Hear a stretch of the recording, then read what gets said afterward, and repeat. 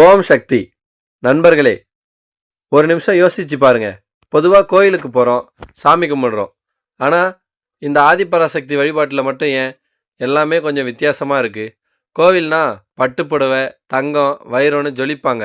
ஆனால் இங்கே வர்ற பக்தர்கள் ஏன் தலை முதல் கால் வரை ரத்த மாதிரி சிவப்பாக ஆடை உடுத்தியிருக்காங்க? அமைதியான தாயான அம்மன் கையில் ஏன் கொலை செய்கிற ஆயுதமான திரிசூலம் இருக்குது? தேனும் பாலும் படைக்க வேண்டிய இடத்துல ஏன் வாயில் வைக்க முடியாத கசப்பான வேப்பிலை முக்கியமாக இருக்குது? இது சும்மா பழக்கம்னு நினைக்காதீங்க. இதுக்கு பின்னாடி நம்ம வாழ்க்கையை மாத்திர மிகப்பெரிய ரகசியம் ஒளிஞ்சிக்கிட்டு இருக்கு. அது என்ன? வாங்க அந்த ஆச்சரியத்தை ஒவ்வொன்றா அவிழ்ப்போம். முதலாவதாக, அந்த செவ்வாடை. துறவுனா காவி தானே போடுவாங்க. ஐயப்பனுக்கு மாலை போடும்போதும் கருப்பு தானே போடுவாங்க. ஏன் மேல்மருவத்தூரில் மட்டும் சின்ன குழந்தையிலிருந்து வயசானவங்க வரைக்கும் எல்லோரும் சிவப்பு ஆடை அணிகிறாங்க? இதில் என்ன விசேஷம்? அந்த காரணம் தெரிஞ்சால் சிலுத்து போவீங்க. சிவப்புங்கிறது சும்மா கலர் இல்லை, அது புரட்சி. அம்மா அடிகளார் என்ன சொல்கிறாங்க தெரியுமா? ஆன்மீகத்துக்காக நீ குடும்பத்தை விட்டு ஓட வேண்டாம். பொண்டாட்டி பிள்ளைகளோட இருந்துக்கிட்டே நீ சாமியை கும்பிடலாம். குடும்பம்னா என்ன? மங்களம். அந்த மங்களத்தோட நிறம் என்ன? சிவப்பு. உலகத்திலேயே இல்லறத்தில் இருந்துக்கிட்டே துறவி மாதிரி வாழலாம்னு சொல்லி கொடுத்த ஒரே இடம் இதுதான். இதற்கு அடையாளம்தான் இந்த சிவப்பு. இன்னொரு முக்கியமான விஷயம், நீங்கள் யாரா வேணா இருங்க, பணக்காரராக இருங்க, ஏழையாக இருங்க, உங்கள் உடம்பை கீறி பார்த்தா வர ரத்தம் என்ன நிறம்? சிவப்பு தானே. நீயும் நானும் வேற இல்லை, நாம் எல்லோரும் ஒரே தாயின் பிள்ளைகள் அப்படின்னு அந்த செவ்வாடை அணிஞ்ச உடனே அங்கே ஜாதி அழியுது, மதம் அழியுது, பேதம் அழியுது. சோம்பேறித்தனத்தை எரிச்சு சுறுசுறுப்பாக இயக்குற சக்தியை கொடுக்கறது தான் இந்த சிவப்பு ஆடை. இப்போ புரியுதா? இது உடை இல்லை, உணர்வு.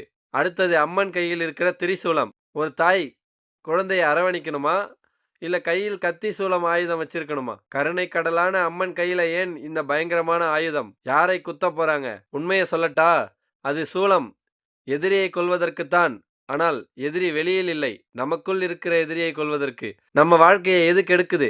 நான்கிற திமிர், ஆணவம், எல்லாம் விதிங்கிற சோம்பேறித்தனம், கண்மம், இல்லாததை இருக்குதுன்னு நம்புற மயக்கம், மாயை.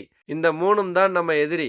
இந்த மூணையும் வேரோட குத்தி கிழிச்சு எரியறதுக்கு தான் அம்மன் கையில 3 முனை கொண்ட திரிசூலம் இருக்கு. இன்னும் தெளிவா சொல்லணும்னா, வாழ்க்கையில ஜெயிக்க 3 விஷயம் வேணும். ஆசை, இச்சா சக்தி; உழைப்பு, கிரியா சக்தி; அறிவு, ஞான சக்தி.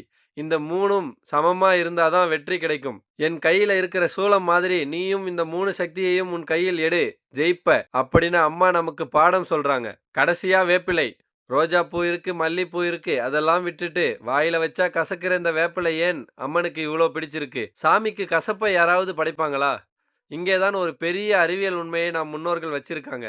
அம்மன்கிறவள் இயற்கையின் வடிவம். வெயில் காலத்துல வர நோய்களை தீர்க்கும் ஒரே மருந்து வேப்பிலை தான். அது ஒரு இயற்கை கிருமி நாசினி. ஆனா ஆன்மீகத்துல இதுக்கு அர்த்தம் வேற. வேப்பிலை கசக்கும், ஆனால் உடம்புக்கு நல்லது. அதே மாதிரிதான் வாழ்க்கையில் வர கஷ்டங்களும் கஷ்டம் வரும்போது கசக்கத்தான் செய்யும். ஆனால் அந்த கஷ்டம்தான் நம்மளை பக்குவப்படுத்தும். வாழ்க்கைங்கிறது இனிப்பு மட்டும் இல்லை, கசப்பும் கலந்தது தான். அந்த கசப்பையே மருந்தா மாத்திரவன் தான் ஞானி அப்படின்னு உணர்த்துறதுக்காகத்தான் வேப்பிலை. அம்மன் உக்கிரமா இருக்கும்போது அவங்கள குளிர்விக்கவும் இந்த வேப்பிலை தான் பயன்படுது. இனிமே வேப்பிலையை பார்த்தா அது வெறும் இலை இல்லை, அது நோயையும் தீர்க்கும், வினையையும் தீர்க்கும் மருந்துன்னு புரிஞ்சுக்கோங்க. இப்போ சொல்லுங்க, சிவப்பு ஆடை சமத்துவம், திரிசூலம் வெற்றி, வேப்பிலை மருந்து, இது 3ம் சேர்ந்துதான் ஓம் சக்தி வழிபாடு.